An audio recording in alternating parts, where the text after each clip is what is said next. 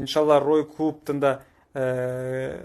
да, продолжит свою деятельность, иншаллах, потому что и там, в принципе, адвокаты работают над тем, чтобы доказать, что это никакой не финансовой пирамиды, что это является у нас заключены у нас кооператив, Рой Клуб договора о услугах. Поэтому Рой Клуб предоставляет услуги.